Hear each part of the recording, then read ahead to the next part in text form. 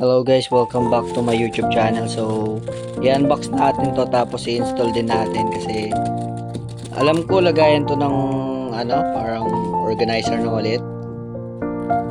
Lagayan natin ng mga deodorant, ganyan. So, lalagyan natin to sa wall.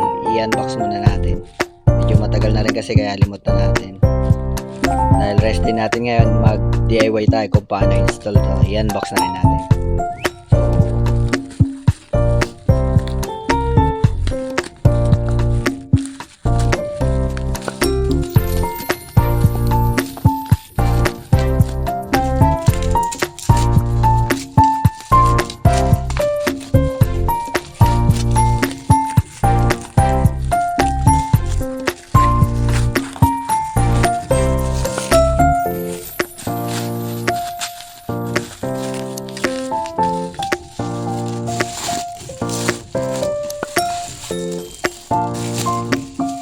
So, yun nga guys. So, tama nga ako. So, ito yung mga lagayan ng pulbo, deodorant, at perfume. So, ilalagay natin to sa wall para meron tayong para yung mga gamit natin hindi nakakalat. So, yun guys. I think kahit concrete din kaya na to guys.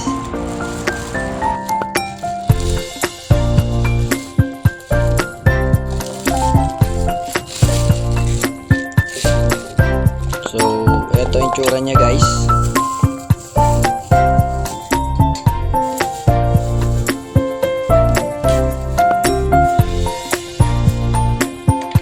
Yan, pwede rin i-hold ng bata. Pero ang ilalagay dyan is mga pulbo, perfume, ganyan guys. So, tara, i-install na natin yun guys.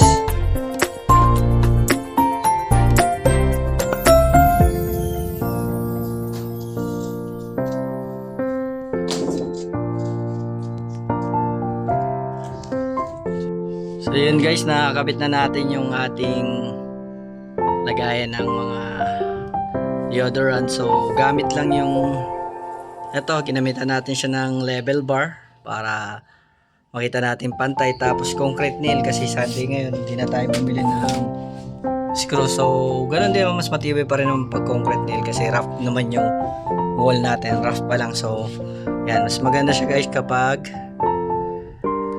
nakasabit na.